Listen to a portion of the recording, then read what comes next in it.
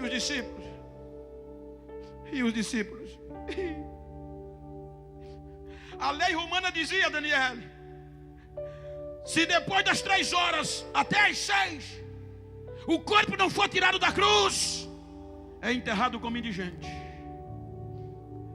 Agora o mestre da Galileia precisava de alguém para tirar o corpo dele da cruz, e não tinha um dos 12. Um morreu e os 11 vazaram. É aqui, gente, que há uma esperança e uma experiência missionária. Enquanto muito de nós, entre aspas, não generalizo, só quer fazer missão se tiver retorno, só quer fazer missões se o nome tiver no auge. Era o que os discípulos queriam. Pensávamos que era ele.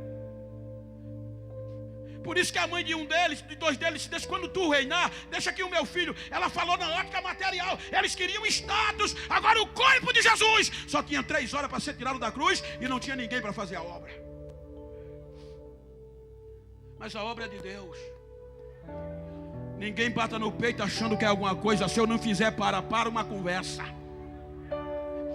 Se quem pode não está, ele usa quem não pode, até quem pode mais do que você. Ele agora usa um senador da república chamado José de Arimateia.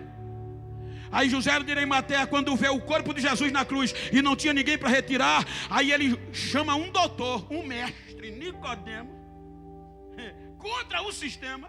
Vamos a Pilatos e diz: a gente quer o corpo do Senhor Jesus. Pilatos, pela influência, pode levar, tire-os da cruz. Eles tiram o corpo de Jesus. Enquanto a gente tem dificuldade de dar uma moeda para a missão, José de Arimateia disse: ele não pode ser enterrado de qualquer jeito, não. Vamos comprar linho fino. Não pode ser voto mundo, não. Não pode ser aquele tecido ralé barato, não. Tem que ser linho fino. Ele é diferente, ele merece. E para enterrar? Não, ele não pode ser enterrado na tumba de ninguém, não. Tem que comprar uma nova. Isso era caro. Enquanto nós, entre aspas, estamos matando muitos vivos dentro das nossas igrejas, esses 2 começam o ministério com o defunto.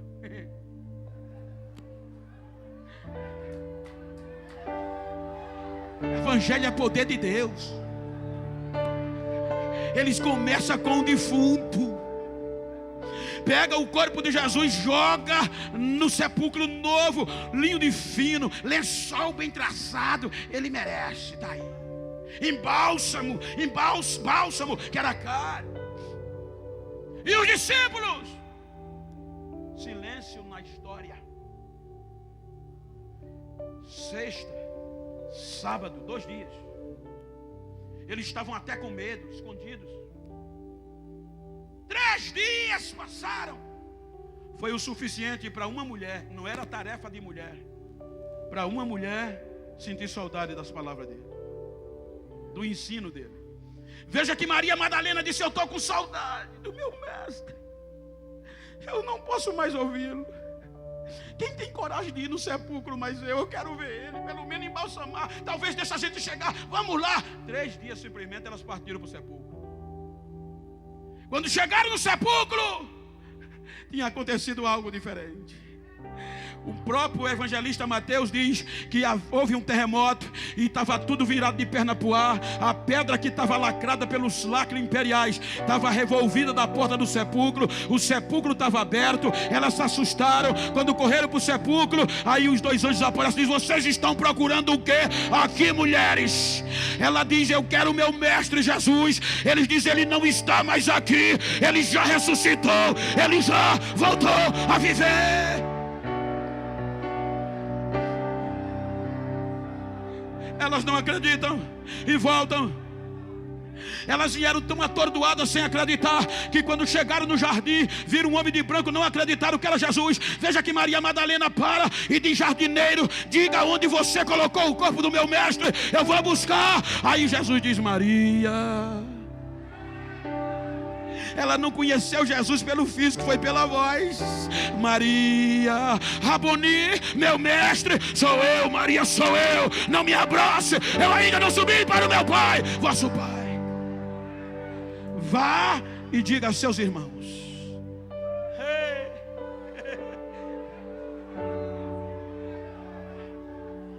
que eu vou adiante deles para a Galileia. Jesus não desiste fácil de um missionário, gente. Um morreu e 11 decepcionaram. Se fosse pastor Genival Bento, talvez não fosse atrás de nenhum. Porque hoje só precisa alguém pisar no pé, a gente já joga para lá, já mata para lá. Alguém podia dizer: Jesus, Pedro negou, Jesus, Tomé não está acreditando, o negócio está feio. Ele diz: eu vou atrás de um por um. Não é assim que o sistema faz? Errou, mata.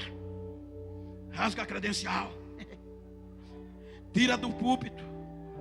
Joga para lá. Manda procurar outro ministério. Aqui não dá mais para congregar. Não, Jesus não fez isso.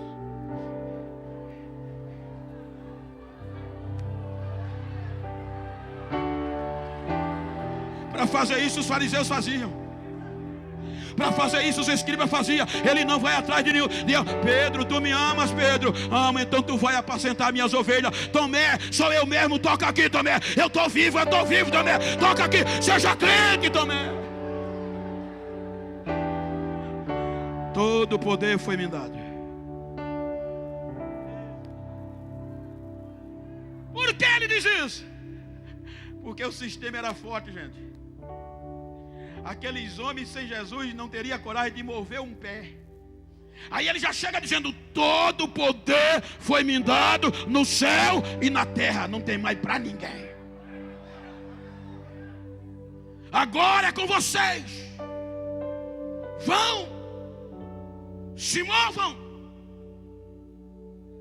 ensinem as nações tudo o que eu tenho mandado vocês. E eu estou, não estarei, eu estou presente. Eu estou com vocês todos os dias, até a consumação do século. Diga para quem está ao seu lado: meu irmão, eu vou ter que me mover. O negócio é sério.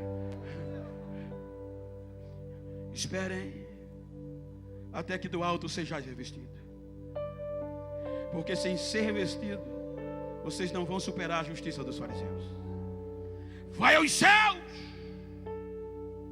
Aí a notícia chega no sistema: Jesus está vivo. Veja que o próprio Mateus está no contexto do tema. Ele diz: os soldados chegaram lá no sistema e disseram: Daniel, ele voltou a viver. O sistema ficou assustado na hora. Deram a propina os soldados para eles inventar uma mentira. E na hora sancionaram uma PEC para proibir. Como eles sabiam que Jesus era mestre e era apto para o ensino, e os discípulos cresceram no pé dele e podia ensinar, está escrito que eles determinaram, sancionaram uma lei dizendo: é proibido ensinar e pregar em nome de Jesus. Era a lei.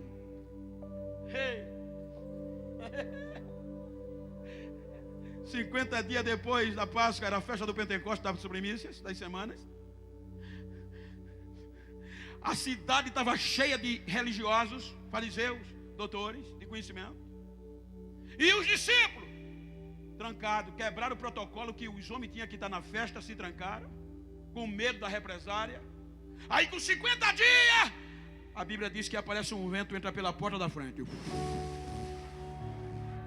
impetuoso e veemente, e enche a casa. O negócio pegou lá dentro. Agora aquele grupo de semi-analfabeto, na ótica construtiva falando, se enche do poder de Deus. Aí Lucas diz que a notícia começou a correr e chegou na cidade. Aí os religiosos diziam: mas quem está naquele cenáculo? Não são os discípulos do Galileu? São. Eles não são indoutos, ou seja, homens sem conhecimento ou quase sem conhecimento. Não tem pouco conhecimento, então. E como nós estamos ouvindo eles falarem na nossa própria língua, tem alguma coisa diferente naquele lugar. lá. Aí correu todo mundo para lá. Tem alguma coisa diferente. Quando chegaram lá, o que eu acho lindo é que Lucas, em Atos, ele diz que os doutores ficaram boquiabertos pelas coisas que viam e ouviam. As coisas que viam e ouviam.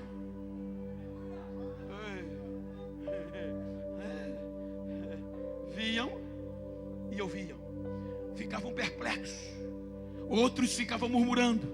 Aí quem sai de lá de dentro, o irmão Pedro, o mais ignorante, e ele prega algo bonito. Ele prega a mensagem da cruz, dizendo que aquele povo tinha matado Jesus, mas Deus o havia ressuscitado e Jesus estava vivo para todo sempre. Naquela simples pregação, quase 3.000 almas se renderam à mensagem missionária que o apóstolo pregou. Quase 3.000 almas se entregaram para Jesus, sem muito rodeio.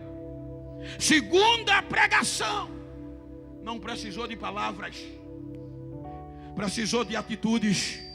Não tenho prata nem ouro, mas o que eu tenho eu te dou. Em nome de Jesus Nazareno, levanta e anda. O coxo levantou e já entrou cantando e dando glória a Deus dentro da igreja. E o número vai para quase 5.000. Mensagem da cruz. Mensagem da cruz. Estou num congresso missionário. Hoje há muitas preocupações e boas. Não critico, a não ser construtivamente.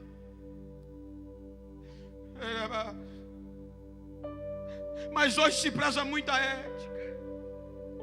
Veja que depois desse segundo milagre, o sistema, os sacerdotes, os escribas e os anciões chamaram Pedro e João.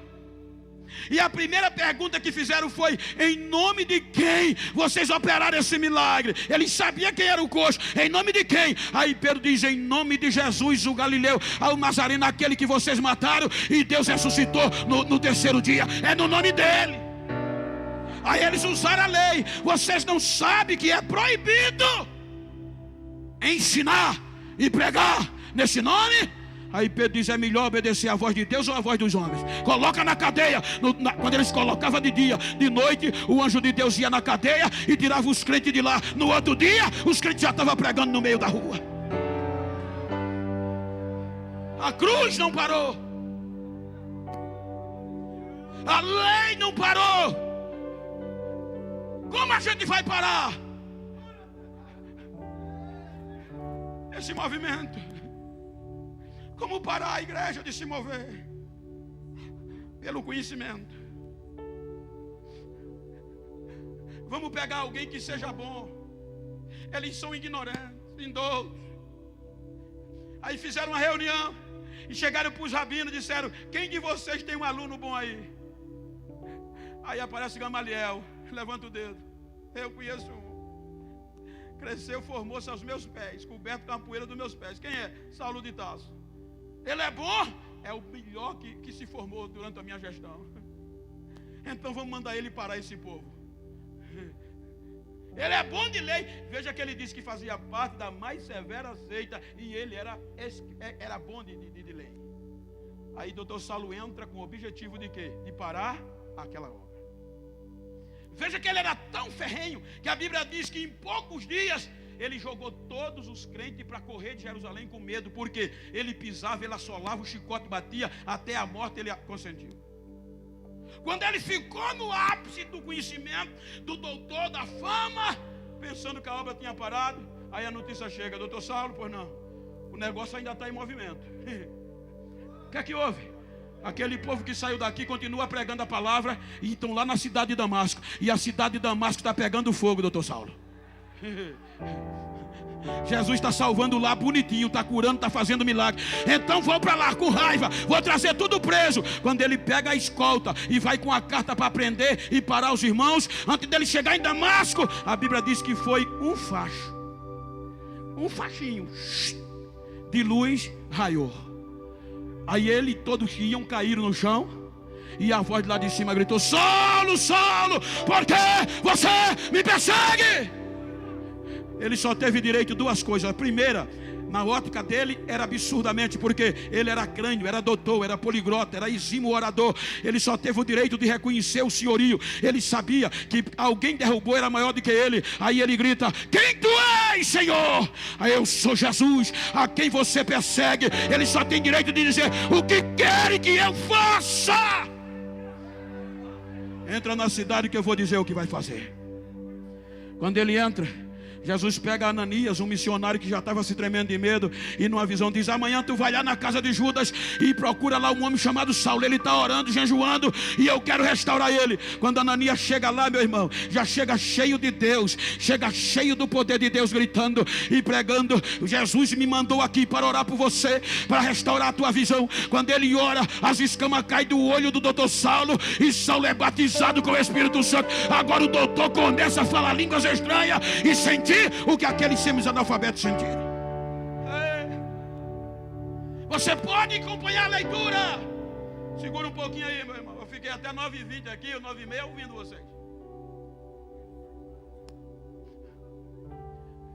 Esse negócio aqui, quando ele ouve, veja que quando ele escreve aos Gálatas, já crente, missionário, ele diz o seguinte: eu não fui chamado por homens. Veja que na saudação aos Gálatas, que queria deturpar a chamada dele, ele é mais incisivo. Ele diz, parafraseando: eu não sou mais discípulo de Gamaliel, eu agora sou discípulo de Jesus. Eu trago no meu corpo as marcas de Jesus. Eu trago no meu corpo as marcas de Jesus.